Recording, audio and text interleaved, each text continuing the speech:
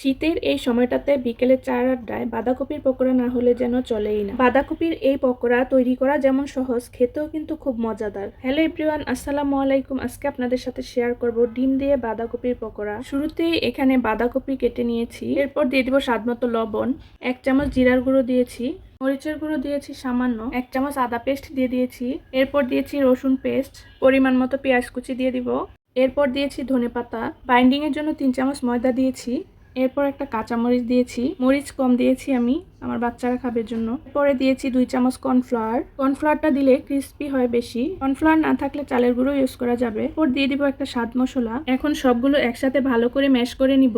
মিশ্রণটা যখন আঠালো আঠালো হয়ে আসবে তখন বোঝা যাবে মিশ্রণটা রেডি। এই তো এরকম হয়েছে।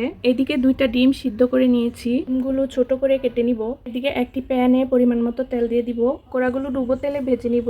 এদিকে বাঁধাকপি মিশ্রণটি দিয়ে মাঝখানে ডিম দিয়ে দিব, এরপর পকোড়া শেপটা দিয়ে দিব। এখন ডুবো তেলে ভেজে নিব। চুলার হিট মিডিয়াম টু লো করে 8 থেকে 10 মিনিট লাগবে হতে। এক সাইড হয়ে গিয়েছে, উল্টিয়ে দিব। আরও 2 থেকে 3 মিনিট পরে পকোড়াটা হয়ে গিয়েছে, এখন উঠিয়ে নিব। খুব সহজভাবে মজাদার পকোড়া আপনিও ট্রাই করতে পারেন। আর আমার ভিডিও ভালো লাগলে লাইক কমেন্ট শেয়ার দিয়ে পাশে থাকবেন। আজকের মতো এখানেই শেষ করছি। আল্লাহ হাফেজ।